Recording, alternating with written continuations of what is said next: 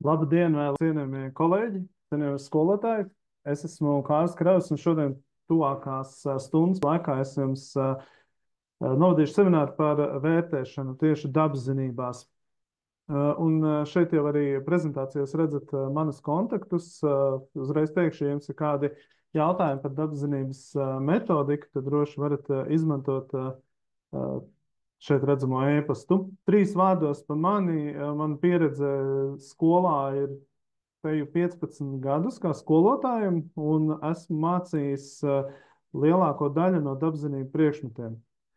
Un tajā skaitā arī dabaszinības 5. un 6. klasē, un šodien seminārā izmantotie piemēri būs tieši no 5. klases tēmas, ko gan ticu, kādam no jums gribētos vidusskolu šajā brīdī redzēt, bet pamazām soli pa solītim. Tad, ko tad kas tad mūsu šodienas sasniedzamais rezultāts? Tad pirmkārt, tas, ko es sāku darīt, ir aktualizēt valsts metodiku komandas lomu pedagoģu atbalstam. Tad pilnveidot vērtēšanas vadlīniju principus dabaszinībās, arī parādīt formatīvo un summatīvo vērtēšanas piemēru viena temata ietveros, un arī ieskicēšu, kāda tad būs tālākie sadarbības plāni, tāpēc, ka ticu, ka šo tikšanos jūs gaidījāt gan ilgi. Par valsts metodiķu uzdevumiem, tātad to ir diezgan daudz, bet tā galvenā funkcija ir veidot sistēmu, lai jūs kā skolotāji, vai mēs kā skolotāji saņemam atbalstu. Reāli taustām atbalstu, tad droši vien arī jābruņojas nedaudz ar pacietību, lai tas atbalsts tā kā pieaudzētu muskuļus. Bet tātad sākot ar to, ka pasaules metodikas praksi atnest līdz mūsu ikdienai, gan veidot sadarbību ar novadu metodiķiem, ar ko jums noteikti būs, un ir jau pašreiz ciešāks kontakts, veidot sadarbību ar profesionālām organizācijām, biedrībām, un tāpat ar augstskolām, un arī, man liekas, būtisks ir šis pēdējais punkts, koordinēt skolotāju mācīšanās kopienu, kas nozīmē to, ka arī šodien es beigās ieskicēšu, kad arī būs pieejama digitālā istaba jums kā dabaszinības skolotājiem, kur arī mums šī pieredzes apmaiņa un mācīšanās notiks tiem, kas to vēlēsies. Un šodien mūsu fokus ir par vērtēšanu, un ņemot vērā, ka jau mācību gads tuvojās izskaņai, tad noteikti arī jums ir pieredze un zināšanas un jau tādas praktiskas secinājumi par to, kā jaunā vērtēšanas sistēma jūsu skolā ienākusi. Iespējams, kāds no jums jau skolā pusotru gadu jau strādā ar jauno vērtēšanas pieeju. Tad šogad par vērtēšanu pirmkārt ir vienota pieeja. Tas nozīmē to, ka nevar katra skola darīt kā vēlas, ir diezgan strikts rāmis. Te pašā laikā ir diezgan daudz arī iespējas skolai lietas noteikt un izvēlēties pašai.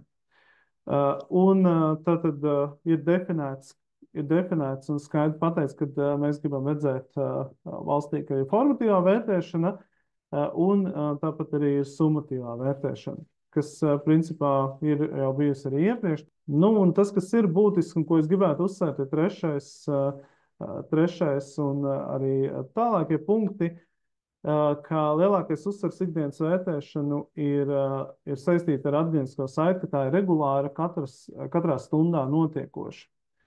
Un tas mērķis ir tāds, lai skolēni jau pašā procesā, arī aktuālajā mācību stundā, zina un saprot, kā viņi var šīs zināšanas vai prasmes uzlabot, lai tālāk sekmīgāk sagatavotos rezultātiem. Un tas atspoguļojums tad var būt kāda darba lapa, un es arī dažus piemērus parādīšu, vai tas var būt, galvenais tas, ka tas bērnam ir redzams vizuāli. Un tas, kas ir vairāk varbūt vecākiem redzams, viņiem ir redzams šie procenti elektroniskā žurnālā.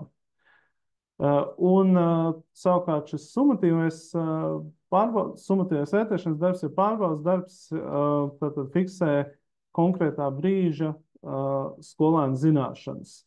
Un ir arī iespēja šos summatīvos darbus svērt, piešķirt lielāku nozīmi kādam summatīvam darbam un kādam citam atkal piešķirt mazāku nozīmi. ko elektroniskā žurnālā var to arī izdarīt. Nu, un tad, iespējams, tā publiskā diskusija daļai bijusi arī diezgan par to, ka nav iespējams katru pārbaudas darbu uzlabot, bet mācību gadu beigās ir iespēja rakstīt darbu par visām mācību gadā apgūtajām tēmām, kombinēto pārbaudas darbu. Tad tās būtiskākās atšķirības īstenībā ir tiešām diezgan būtisks. Nu, un tad vērtēšana, protams, neaprobežojas tikai ar formatīvo vai summatīvo. Ir arī, nu, manuprāt, arī katra mācību gada sākumā vajadzētu diagnosticēt un savā ziņā iesildīt bērnus arī spējai strādāt pēc vasaras. Tad ir diagnosticēšā vērtēšana. Arī tāpat, ja klasē ienāk kāds jauns skolēns, tad šī diagnostiskā vērtēšana palīdz saprast to realitāti. Un tad procesā ir formatīvā vērtēšana. Formatīvā vērtēšana vienā tēmā, minimālā prasība būtu vienu reizi tieši elektroniskā žurnālā, bet principā man grūti iztēloties, kā tā varētu būt vienu reizi.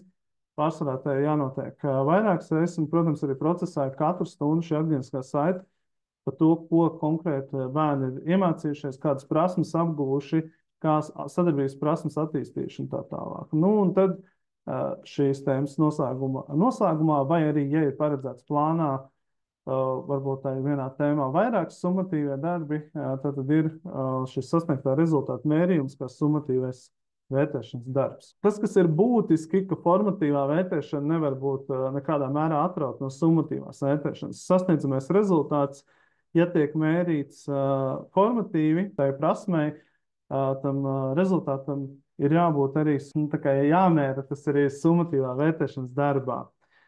Un to diezgan labi var redzēt, es tālāk arī parādīšu, kā tas izskatās, ja procentu darbi, saucamie procentu darbi, formatīvās vērtēšanas darbi nesakrīt ar summatīvā vērtēšanas rezultātiem. Nu, un tad, protams, lai līdz tam nonāktu, līdz tam, kam tad jābūt summatīvā vērtēšanas darbā, kam jābūt formatīvā vērtēšanas darbā un kādas sasniedzamos rezultātus tur iekļaut, tad visa pamats ir izglītības standarts, un tālāk ir mācību priekšmetu programma.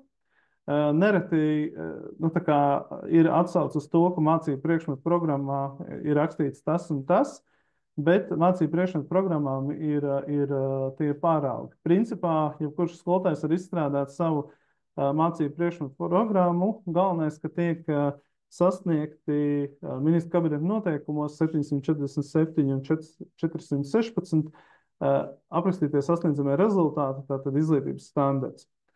Mēs jau visbiežāk izmantojam mums, kā zināmās mācību priekšmeta programmas paraugus, bet tur jābūt ļoti uzmanīgiem, vai arī nav notikušas kādas izmaiņas, kas varbūt ir jāņem vērā un arī nav jātērē uz to laiks. Vai arī, ja mēs izmantojam kādu citu mācību priekšmetu programmu, tad svarīgi ir, ka tur nav iekļautas, pievērst uzmanību tam, ka tur nav iekļautas lietas, kuras standartā nemaz nav prasītas, un līdz ar to mums var nepietikt mācību gada beigās laiks.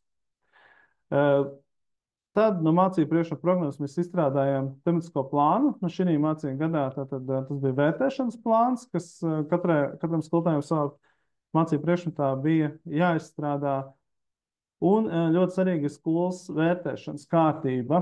Un, ja ir arī par vērtēšanu kādi jautājumi arī ikdienā, tad, manuprāt, tas pirmais pieturas punkts, kur skatīties, ir skolas vērtēšanas kārtība, kurai jābūt publiskotai katrā skolas mājaslapā.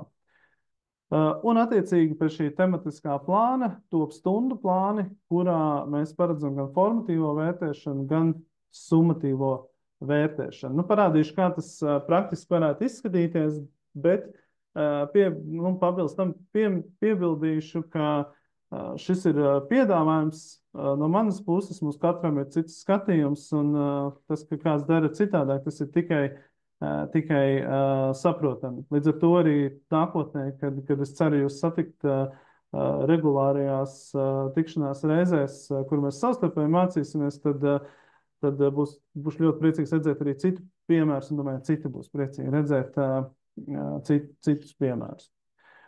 Es esmu izvēlējies parādīt 5. klases tēmu, kas ir dabas resursi un kā to izmanto. Tātad šeit ir redzams programmas paraugs. Un šeit ir būtiski, ka mēs skatāmies uz prasmēm un uz komplekso sasniedzamo rezultātu. Un tie cipari, kas ir iekavās, tātad norāda, kur attiecīgajos ministru kabineta noteikumos mēs varam meklēt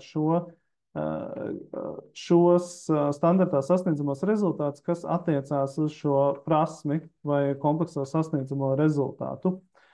Un līdz ar to, teiksim, ar vienu prasmi mēs varam mācīt daudz un dažādas lietas, sākot ar to, ka spēj nosaukt dažādus dabas resursus, beidzot ar prezentēšanas, plānošanas un dažādu citu prasmju nepieciešamajām lietām.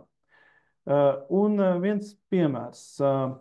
Tātad, ja mēs izvēlamies 11.3.2, pagriezīšu atpakaļ, tātad 6.11.3.2. Tā. 6.11.3.2. Uz mirklīti man ir rekurs. Ja? Tad diskutē par atkritumu apsaimniekošanu kā iespēju taupīt dabas resursus. Un tad, attiecīgi, tur ir šis standarta punkts 6.11.3.2.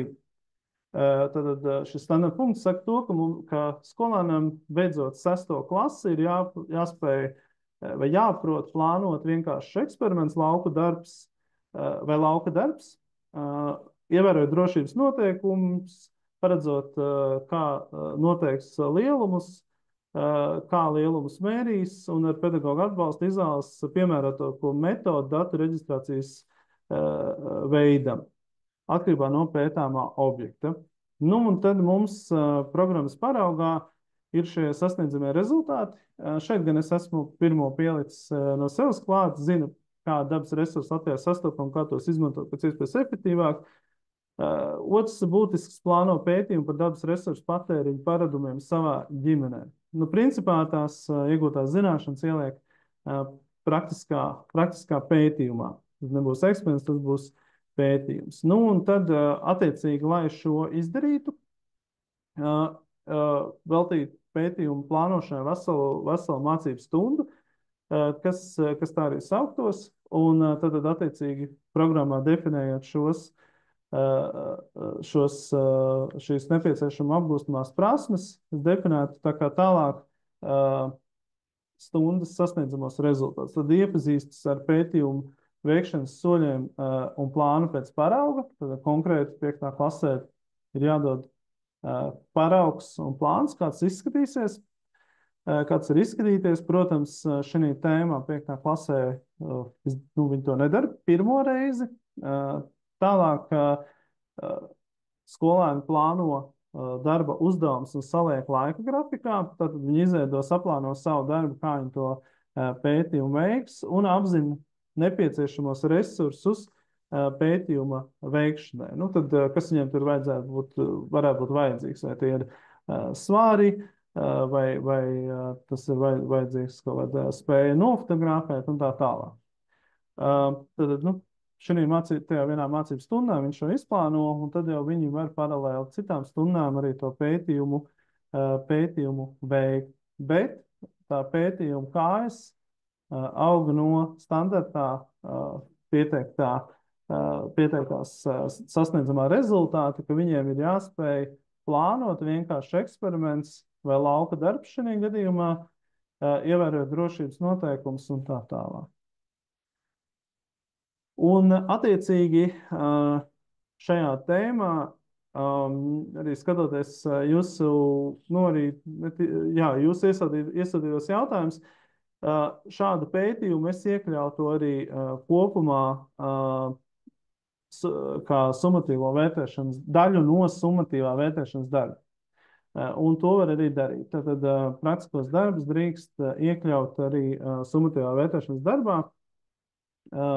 Citreiz tas varbūt augstākās klasēs, pat varbūt viss darbs, viss sumatīvais vērtēšanas darbs sastāv tikai no šī praktiskā darba. Nu, šī tēmā es to neredzu, tāpēc, ka spēju grupēt dabas resursus pēc to izcelsmes, vai tie ir atjaunojumi vai neatjaunojumi, nu, Teiksim, mans piemērs to neredz, es to neredzu, ka tas varētu būt tikai praktiskā darbā veicams. Nu, lūk, un tad līdz ar to šīs mācību stundās par dabas resursiem, kā tos izmantot, tad es redzētu, ka ir šādi formatīvie vērtēšanas darbi. Pirmkārt, tas tiek pārbaudīts zināšanas par to, vai viņi grupē šos dabas resursus pēc iegūšanas veida un apraksto atkārtotas izmantošanas iespējas, kā arī zina, kāda dabas resursa Latvijā sastopa un kā tos izmantot efektīvāk. Piebildīšu, ka te nav visi tēmas sasniedzamie rezultāti minēti. Tāpēc arī šeit ir ielikts sasniedzamais rezultāts 4, tad varbūt vēl kāds un ir vairāk vēl sasniedzamie rezultāti. Tie ir tikai piemēri, ka viens formatīvais vērtēšanas darbs būtu tieši par zināšanām, kas spēj šos resursus grupēt, kas saprot, ka daļa no tiem var izmantot atkārtoti, par to, ka ir Latvijā kādi dabas resursi un kā tos taupīt. Otrs formatīvais darbs būtu par to, ka novērtē, ka skolēniem ir šī prasme plānot pētījumu un prasme plānot pētījumu un arī par atkritumu šķirošanu. Un tad, kad ir summatīvās vērtēšanas darbs, tad šajā summatīvās vērtēšanas darbā tiek iekļauti uzdevumi, kas novērtē jau ar konkrētiem punktiem, kas gala rezultātā ir atzīme, ka viņi spēj tātad grupēt, viņi zina, kādi dabas resursi Latvijā sastopami, viņi veic un parāda, ka viņi spēj plānot šādu darbu. Nu, un tad arī, protams, citi sasniedzamie rezultāti, kas šajā tēmā ir paredzēti. Nu, un tad, ja veiksmīgi tas tiek īstenots, tad tiem procentiem vai tam formatīvām vērtējuma rezultātam viņam nevajadzētu ļoti atšķirties no summatīvā vērtēšanas darba rezultāta. Parādīšu tālāk, vēlāk, kā tas arī izsās praktiski, jo bija arī šķiet jautājums par šo. Bet pašā mācību stundā tas formatīvā vērtēšana, protams, nav jāveic katru, tas ir tā kā zināms to, ka nav jāveic katru stundu formatīvā vērtēšana ar kaut kādu darbu uz procentiem, bet tas arī caur administratīvo saiti notiek, kur gan, bet tas arī man vairāk patīk, ka tas ir taustāms rezultāts, un tam vajadzētu būt redzamam rezultātam pašam skolēnam. Ja tas, piemēram, ir par tēmu kaut kādas lietas, kas ir snieguma līmeņa apraksts, arī parādīšu piemēru, ka, piemēram, snieguma līmeņa apraksts ir stunda no stundas pieejams, un tas skolēns, piemēram, mēra, kur viņš tajā prasmē atrodas. Piemēram, arī tajā pašā pētnieciskā darbā par to, ka izplāno, ko ģimenē darīt ar šiem atkritumiem, tad attiecīgi, ka viņš sākumā saprot, ka viņam to plānošana ir grūtāk, un vēlāk viņš saprot, ka viņš aizvien labāk šādu darbu spēj izplānot. Tas nozīmē, ka var snieguma līmeņa aprakstu uztaisīt piemēram, par spēju plānot praktisku darbu. Jā, tā kā man personīgi nākotnē ekstraktās puses reizēm ir tā vēlme tā kā mērīt to rezultātu ar kādu taustāmu rezultātu tādā ziņā, ka pārbaudīt zināšanas prasmes, bet, piemēram, tā var būt, piemēram, izejas biļete no stundas. Tātad pēdējais uzdevums uz lapiņām, pieņem, ka kāds no jums šo ir izmantojis, ja ir jāpārbauda, tātad stundas uzdevums ir, kas spēj dabas resursus sagrupēt pēc atrašanās vietas, tad beigās iedod dabu resursu sarakstu uz lapiņas un jāsagrupē, kur tad būs zemes dzīlēs un kuri būs virszemē. Var mēģināt arī 5. klasē, kādas ir tās attiecības no tā 10. 11. Vidusskolas posmā. Tad var darīt tā, ka paprasīt, lai viņi šīs atbildes raksta piemēram, ar zīmoli. Citi rakstāmie tiek nolikti nost, viņi tiešām nav redzami. Un pēc tam parādīt pareizās atbildes, un lai paši tad pielabo, un var arī sev ielikt kādu to procentuālo sadalījumu, piemēram, ja ir 10 10 objekti tur būtu jāsadala. Nu, tas gan šī nav vidusskolas tēma, tas ir 5. klases tēma. Tad viņi var novērtēt, cik ļoti viņi spēja. Nu, ja viņi kļūdās ar 1, 2 elementiem, tas vēl būtu puslīdz ok, bet ja 5 elementus, par 5 elementiem kļūdās, tas nozīmē, ka tu visdrīzāk skolēnam jāiedod šī angliskā saitne, ka tev ir vēl jāmācās, kā sagrupēt. Kas tad īsti ir zemes dzīvēs un kas ir virzemē.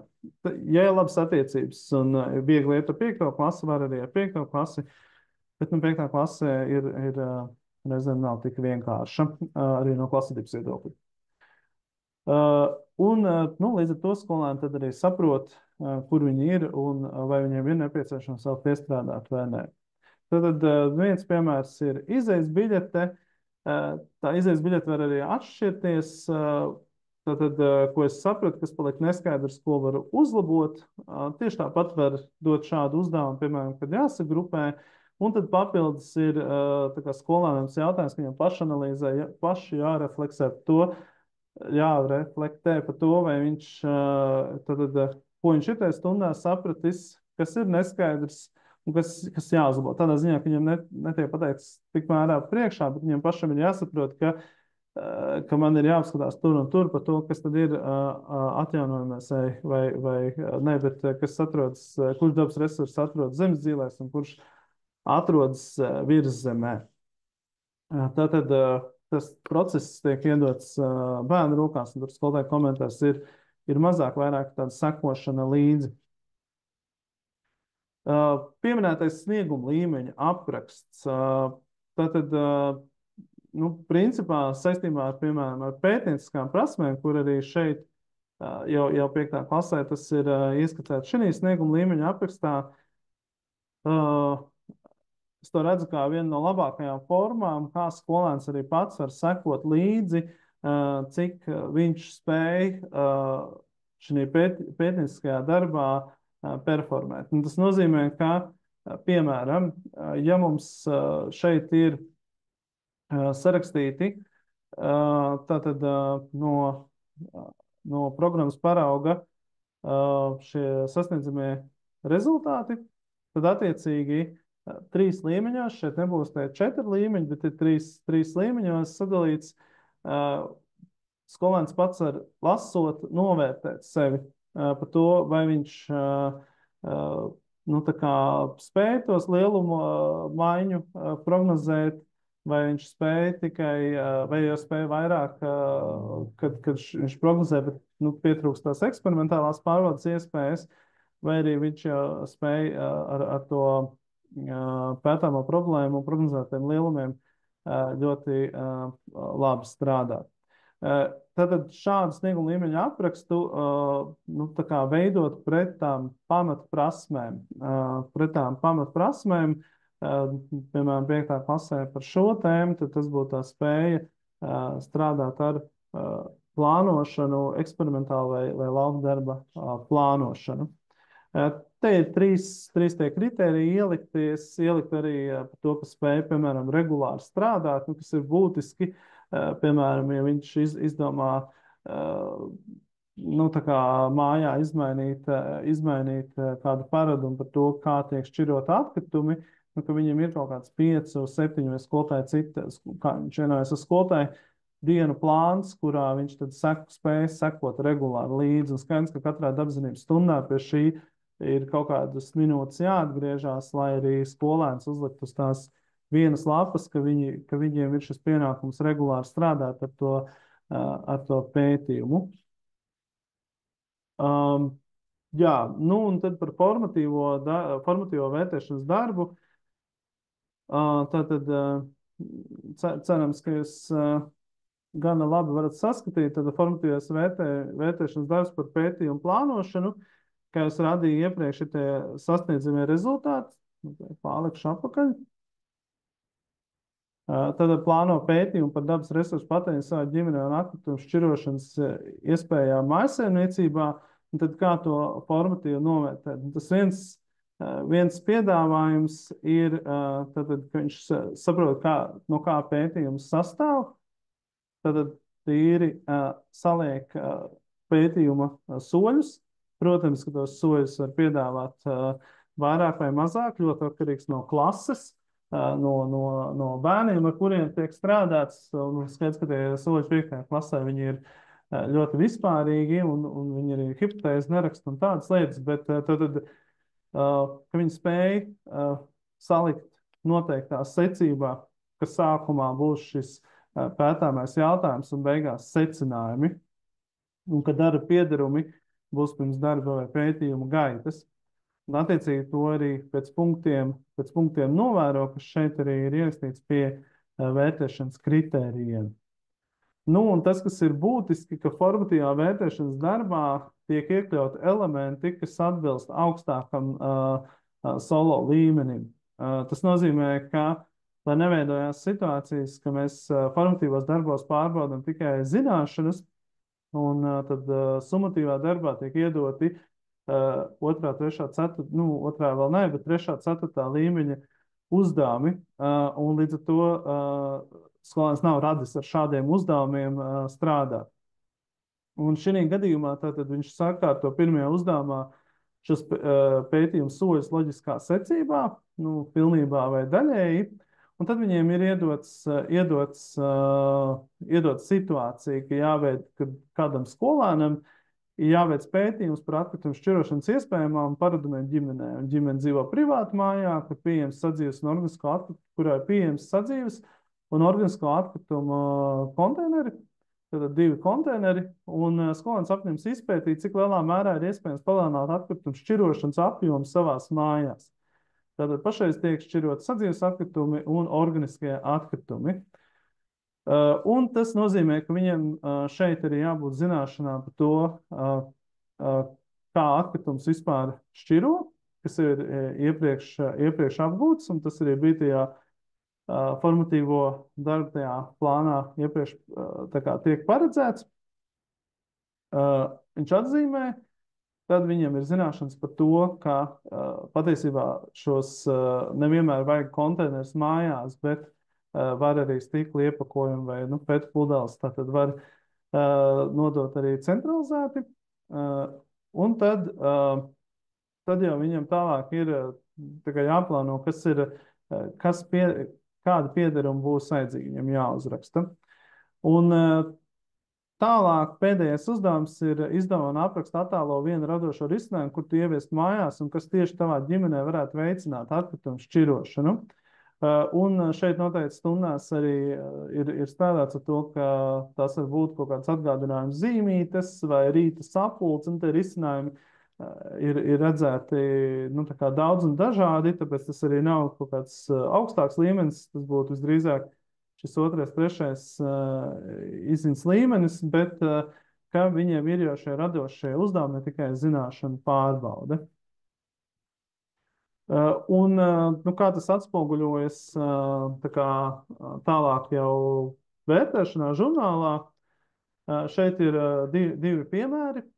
Tad viens piemērs ir, kad ir 3 formatīvā vērtējuma pirms summatīvā vērtēšanas darba, un šī korelācija ir diezgan cieša.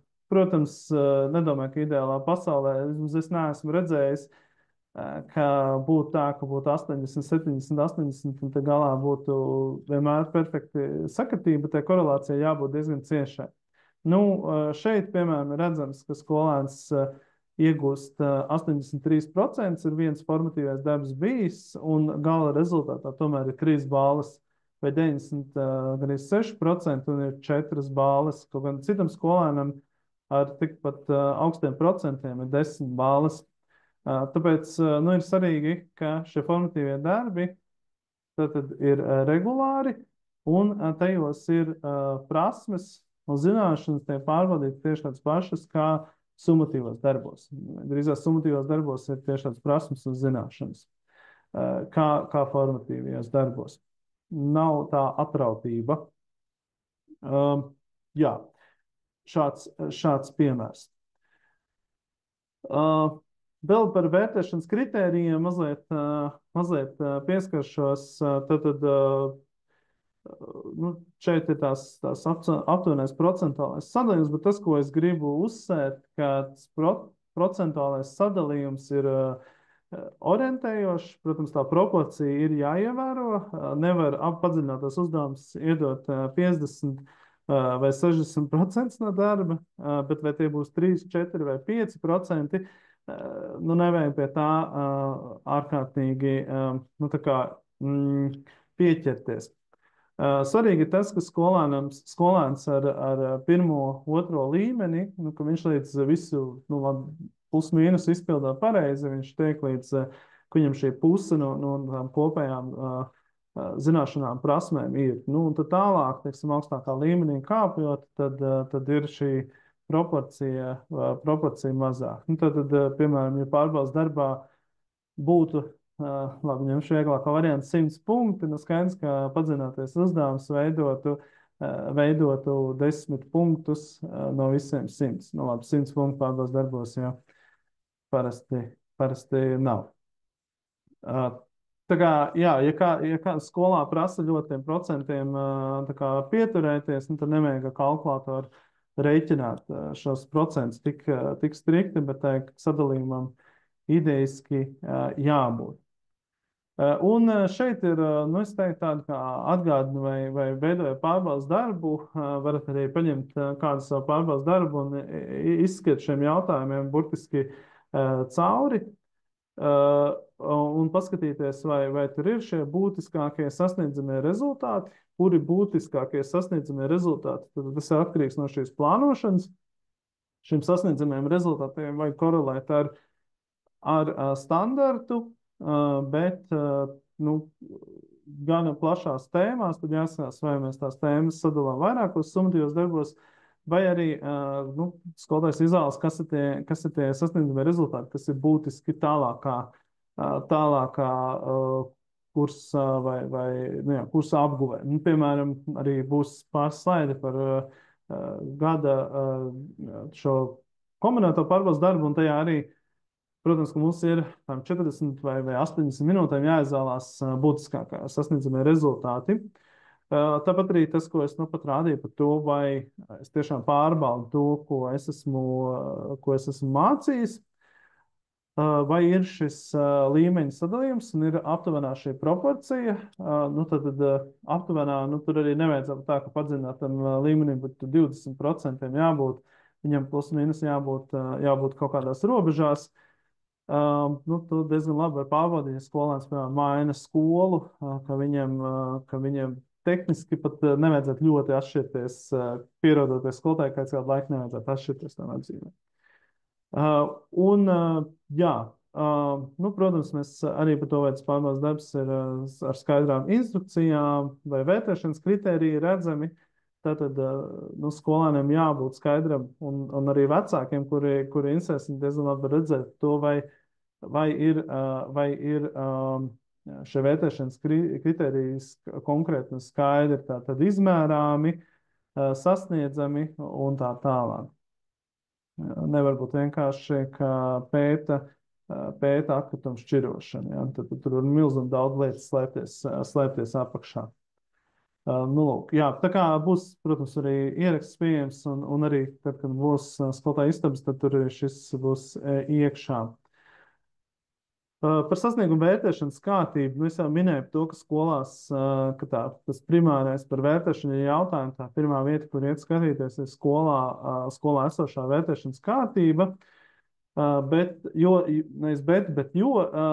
tajā ir atrunāts, nu, diezgan, nu, faktiski visas tie nosacījumi, kas ir jāievēro. Un tātad par to, kā tiek formatīvā vērtēšana parādīta, kā mācību gadu noslēgumā, kas tūlīt jau ir klāt, tiek izlikts vērtējums, kā var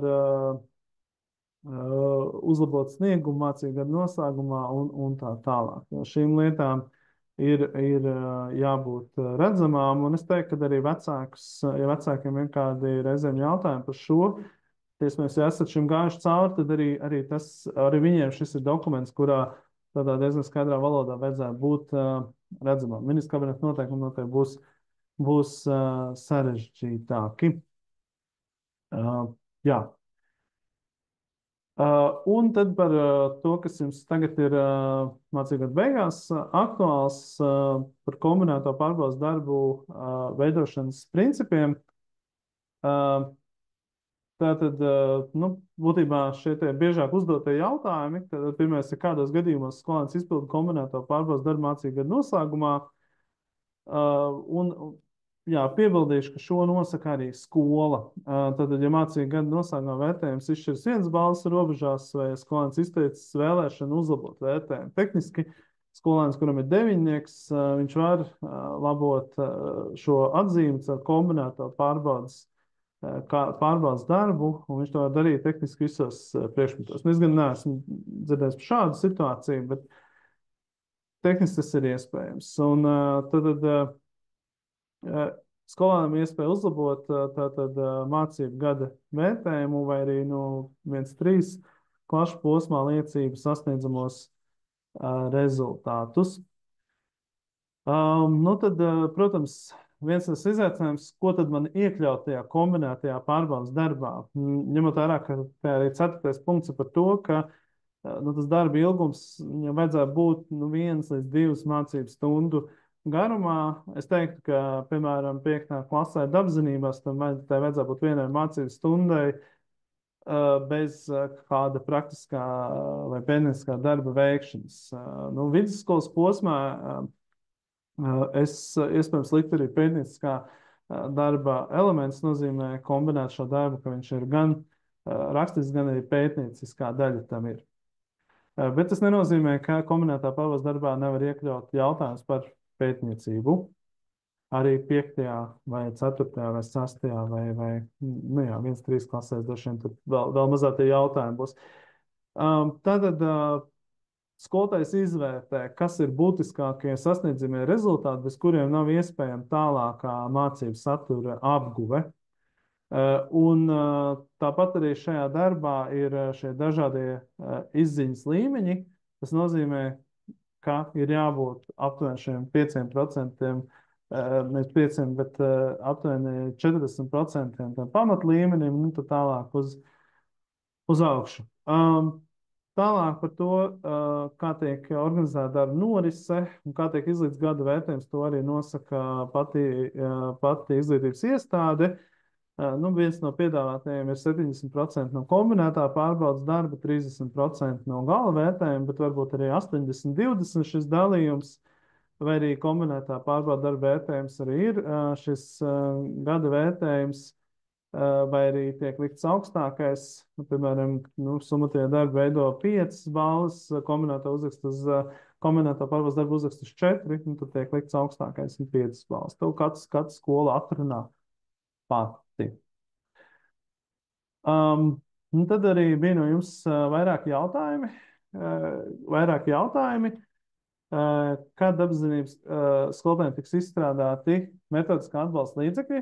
Atbilde ir šeit vienā teikumā par to, ka atbalsta materiāli dabaszinībās tiks izstrādāts līdz 28. gadam, bet nu, es jau pieminēju skolotāju istabas un arī regulārie semināri, kuros mēs arī šo materiālu bāzi varēsim katrs krāt pēc savām iespējām.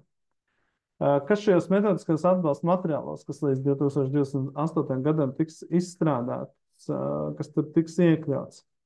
Tad mācību priekšmetu programmas paraugs. Es atgādinu, ka tas ir programmas paraugs. Tā nav vienīgā patiesība, ka šī programma ir ideālā. Katrs skolotājs ir veidojis savu programmu. Galvenais ir ministra kabineta noteikumu ar mācību standartu. Un tad arī būs arī tematiskais plāns, mācību stundai nepieciešamo mācību uzdevumu piemēri, metodisks norādes par formatīvo summatīvo vērtēšanu, noslēguma pārbaudas darbu 2 variantos ar atbildēm un vērtēšanas kritērijiem un citu papildus informāciju. Vēl par kā izveidot kombinēto pārbaudas darbu mācību gadu beigās. Tātad, iepriekš minēju par to, ka atlasa būtiskākos sasniedzamos rezultātus, bez kuriem tālāk nevar apgūt dabaszinību kursu. Nu, un no 1. līdz 6. klasē, nu, 5., 4., 5., 6. klasē noteikti tās būs 40 minūtes. Un, protams, ievēro šo līmeņu sadalījumu. Līmeņu sadalījums te es arī tā vizuāli mēģināju atspoguļot, ka nu, tā šķēle, kas ir padziļinātais līmenis, viņa ir vismazākā, būtiski ir šīs pašas pamatprasmes ar atpazīstamām vai tuvu atpazīstamām situācijām. Bet, ja mēs paņemam apskatīto 5.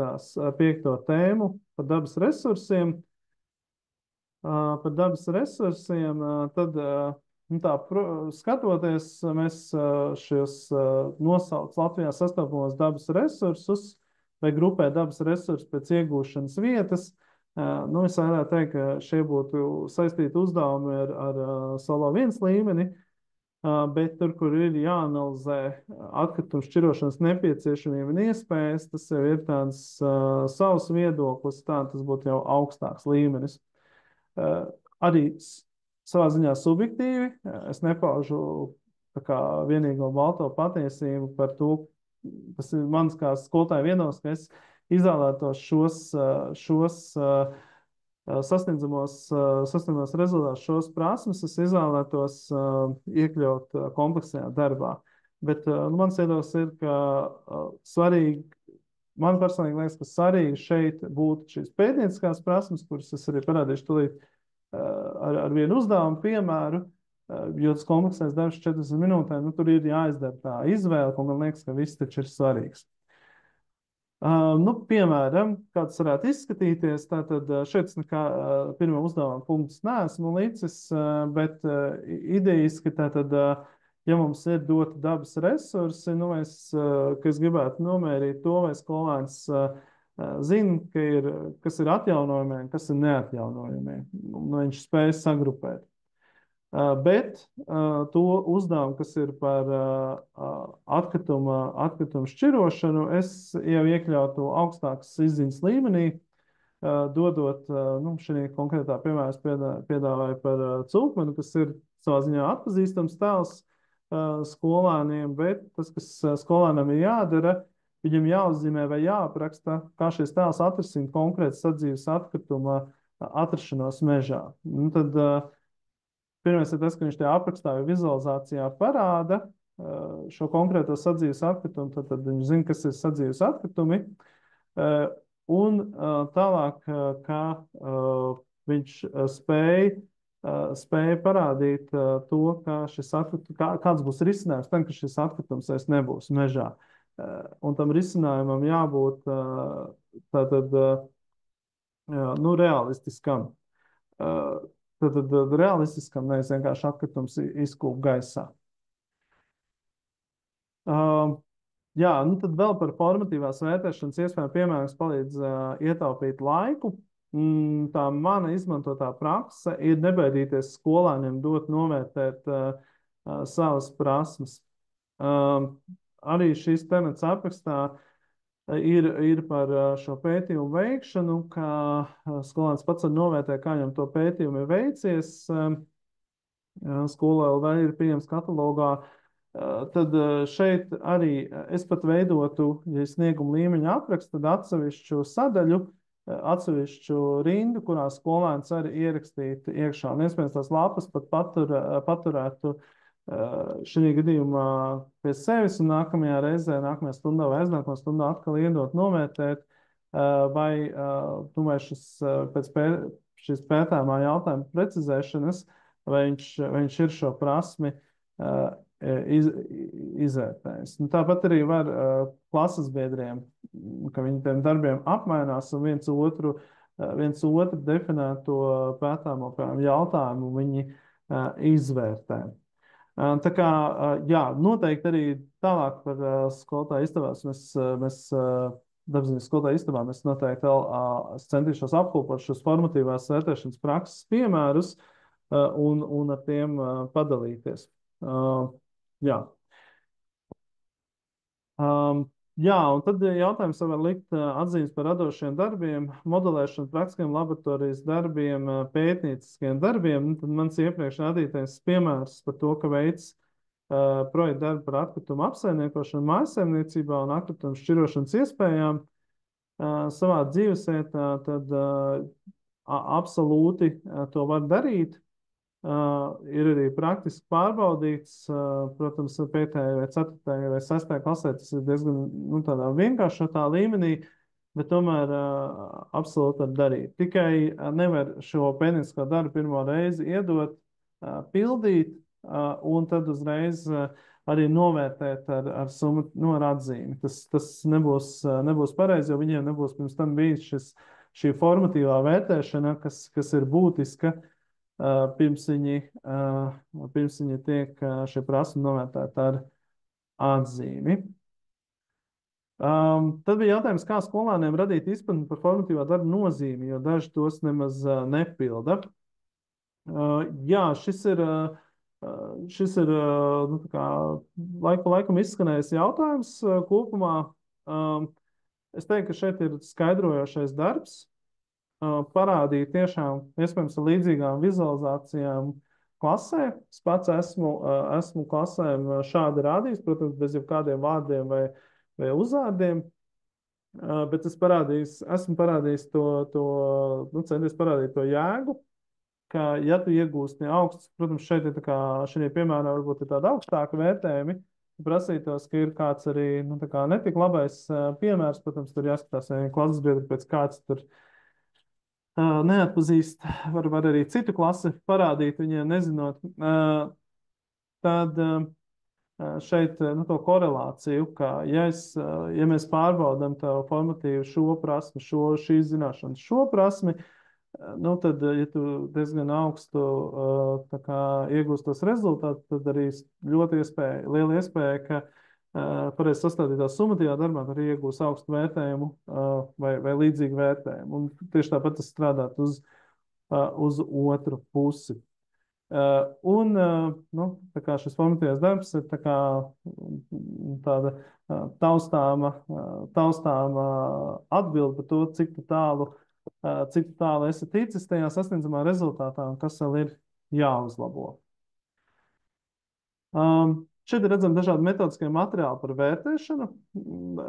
Tad arī ierakstā un Valsts izglītības attīstības aģentūras mūsu YouTube kanālā būs redzams ieraksts, un arī šo es, protams, ielikšu skolotāju istabā. Un pieminētā skolotāja istaba, tad dabzinībās, tātad skolotāja istaba Skola LV platformā aprīļa beigās, māja sākumā būs pieejama. Visi tie, kas šodien pierakstījās un atzīmē, ka vēlas saņemt informāciju, saņemsiet arī informāciju e-pastā, kad viņa būs pieejama. Tālāk maijā, jūnijā ir plānots seminārs par mākslīgā intelekta izmantošanu. Līdzīgā formātā kā pašreiz, un tad mācīšanās kopienas tās tiks organizētas caur šo skolotāju digitālo istabu, dabzinības skolotāju digitālo istabu, kur mēs regulāri tiksimies, un tad arī tās aktuālās tēmas vai manas piedāvātās tēmas vai jūsu piedāvātās tēmas un vajadzības arī ar tām strādāsim. Piemēram, šajā brīdī mēs varētu kombinētā pārbaudas darba izstrādes principiem strādāt, bet dabzinībās mums noteikti tādā laika grafikā, kā tas notiek, un tas arī ir ok. Jā, šeit vēl vienreiz mans e-pasts, kāls.kraus@via.gov.lv. Droši varat uz šo rakstīt, kas mums ir, kādi jautājumi mums ir čata sadaļā. Jā, par mākslīgo intelektu, ka tas ļoti ātri un prasmīgi tiek izmantots, ja formatīvie darbi tiek pildīti elektroniski, es tam piekrītu.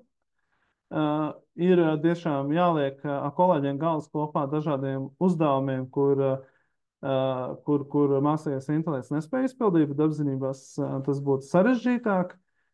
Tāpēc es atbalstu veidu, ka ir šie darbi jāizstāv, jāprezentē, par tiem ir jārunā. Un tiklīdz tas tiek darīts, to mākslīgo intelektu viņš pavisam vīlēm izlēma cauri, jo skolēni nevar atbildēt uz jautājumiem. Principā Principā, jebkurš skolēnu grupai skolēns, kas prezentē darbu pārējiem skolēniem, tajā brīdī ir jāsagatavo jautājumi, ieteikumi. Viņiem ir jādod tā gan atgrieztā saite, gan caur jautājumu formātu, ko var pēc snieguma līmeņa apraksta, kā novērtēt, vai spēja vai nespēja atbildēt šiem jautājumiem. Ir jāveido šī sadarbība. Paldies jums vēlreiz, ka jūs šodien pieslēdzāties. Un tad jau mēs tiekamies nākamajos semināros vai digitālā skolotāja istabā vai kādā citā izglītības aktivitātē. Kā paldies jums!